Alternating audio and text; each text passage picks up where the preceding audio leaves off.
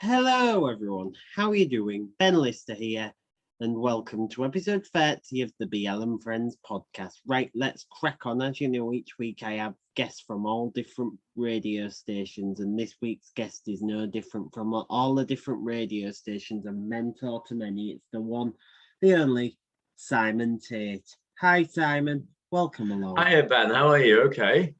I'm fine, thanks sir. How are you?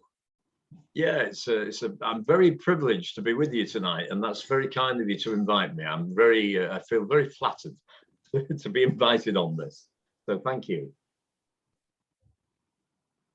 Fair enough.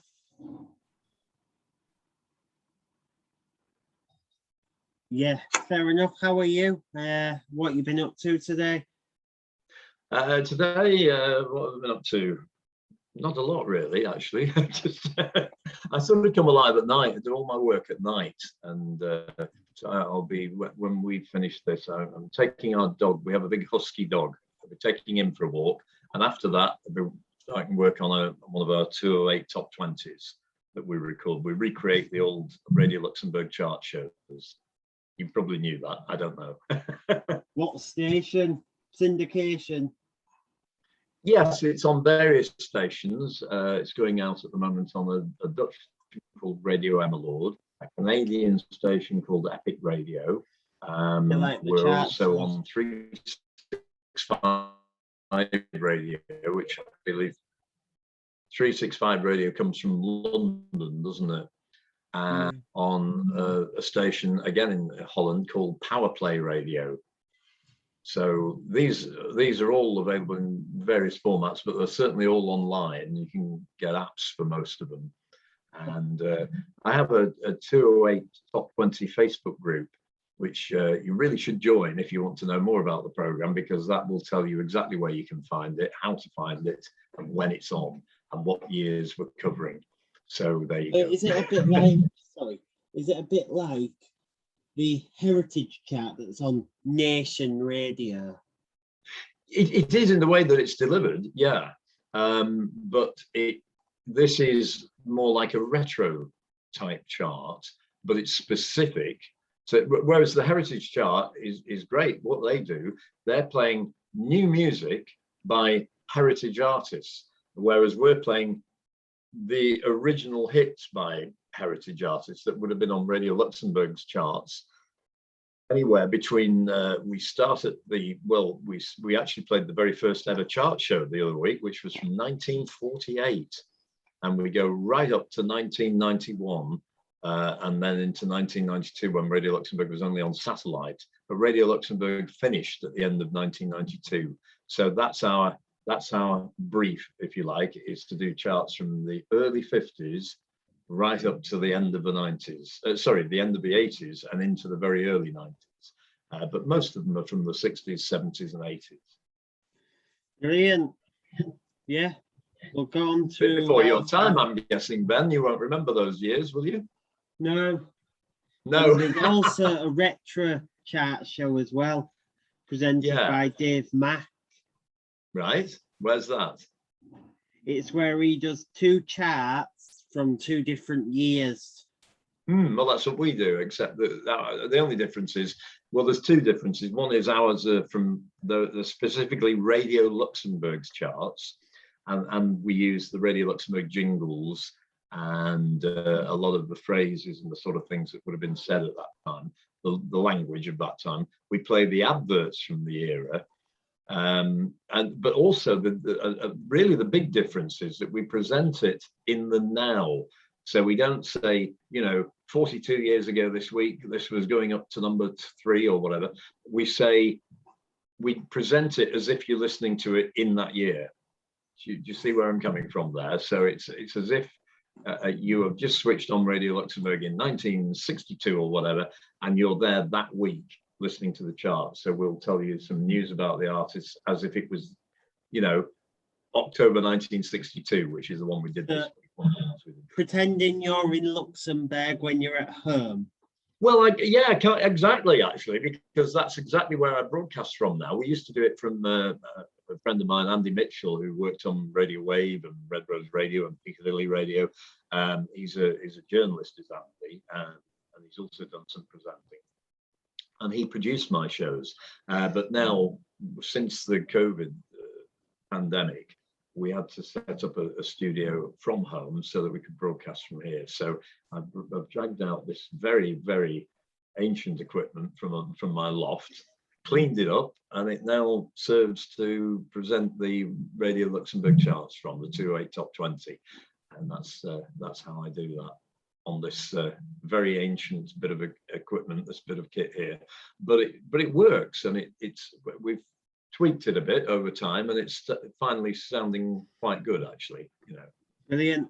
Let's go on with question 1, shall we? 5 questions to rattle through, a bit like Bruno Brooks and Neil Fox chart show style. Let's get on with question 1. Where Absolutely. did you start your broadcast career? When was 1978. I'd been DJing in clubs for a few years at that time. And somebody came up to me one night and said, Radio Luxembourg are asking people to send tapes in. And I thought, oh, well, there's not much chance of me getting on there because it's a massive station. It had millions of listeners in those days in the UK and around Europe. And I thought, well, I've got no chance. But then somebody kept on at me. So I said, oh, go on, then I'll send the tape. And I made it on this very console that I'm sitting at now. I made a tape and I sent it off to Tony Prince. And I didn't hear anything for a couple of weeks. So I phoned them. And when I phoned them at Hertford Street in London, which is where Radio Luxembourg's offices in London were, the lady that answered the phone said, we're just listening to your tape now. And you'll be hearing from us. So she didn't say any more than that. So I left it there. And the very next day, I got a letter from them inviting me down there. And I went to London to record a program, which is actually on Mixcloud now, which is my very first ever radio show. And it was on the mighty 208 Radio Luxembourg, massive station, So that was where it all began for me. Brilliant. Yeah. Question 2. Who were your broadcasting inspirations when you were starting out? Oh, well, I listened to pirate radio in the 60s. I had a request played on Radio Caroline on my 11th birthday. And I think that was what kickstarted my interest in radio. I listened all morning waiting for this request, and I needn't have done because they asked for it to be played at midday. And it was played bang on high noon, as Bob Stewart used to call it. And Bob Stewart went on to be a Radio Luxembourg star in later years, but Bob Stewart was the DJ, and he played my request on my 11th birthday. So Bob Stewart was a huge influence. And Tony Prince, who I listened to in those days.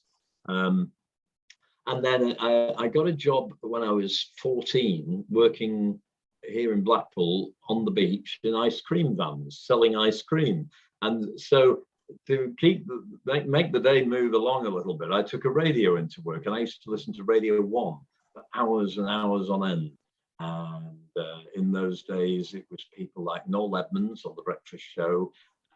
There was Johnny Walker, Dave Lee Travis, and Alan Freeman, who everybody has said to me over the years that has clearly influenced me, probably more than most, because I do seem to sort of have picked up on his style more than the others. But I always thought that, to be really good, you pick your sort of 3 favorite DJs and try and sort of do something along the lines of what they did. But I somehow gravitated more to fluff, I think, over the years. But I really did appreciate what Noel Edmonds was doing on The Breakfast Show at Radio 1. I loved this show. I loved Johnny Walker and his music. Dave Lee Travis always used to make me laugh. It was just a very, very exciting time in radio, I thought, was the early 70s. Though people will argue with me and say it's not a patch on the 60s, when you had the pirate stations. But I was a little bit young to really appreciate all that. That was the problem. So, but those were my influences, my early influences in radio, yeah. And I loved the music. Question 3. We'll move on to question 3 now. What is your favourite part about the job? Well, I love it. As I said just then, I love the music. That was what attracted me to it in the first place. I mean, I started playing the piano when I was 5, and my older brothers were buying records in the 60s. So and listening to the radio in the 60s. So I was exposed to a lot of music from a very young age. And so I love music, and I love sharing. I love the thrill of sharing new music with people. Strangely, I'm not doing that at the moment. I have been recently. Earlier on in the year, I was doing a program called Tate's Gallery, where we focused on quite a lot of new music. But I enjoy all music. So whether I'm playing new music or older music, I'm happy playing music and sharing it with people. And I love now the fact that you can get an instant reaction from people from the music you're playing on these threads on Facebook. So you can actually pick up on what people think of it, whether they like it, whether they don't, but it's always good to hear from them. Brilliant. So nowadays you have a more instant hit with the listeners, and know exactly what they're thinking, because they're pretty honest with your listeners and will tell you when they don't like something. That's what I've found. Brilliant, yeah. And now we'll move on to question 4. How has COVID affected your life and line of work? Right, COVID. Well, it was a shock to us all, wasn't it? I don't think any of us expected that to come along, and it was a very, very strange year. Was 2020? Would you agree, Ben? Yeah, because we went from working in offices and stuff in a matter of days to working from home. From where possible, yeah. I mean, not everybody could work from home, but some did. My wife works for the NHS, and she carried on going to the hospital at most days, but it was a worrying time, actually, because we didn't really know what this COVID thing really was at the start. But I do know that from a personal point of view, I remember thinking how lucky I was that we lived near open fields and golf courses, and there's a lot of countryside around, and we can go for lovely walks here without getting in the car. Just go out of the house, and you're allowed to go for a walk each day.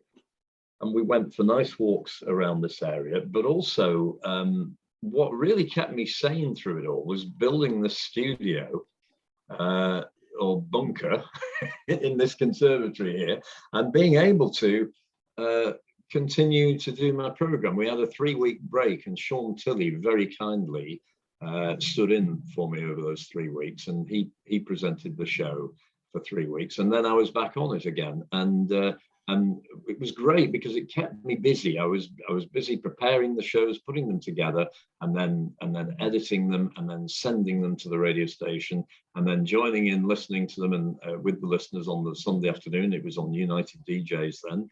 That was Tony Prince's station, and it was kind of kept me going, kept me busy.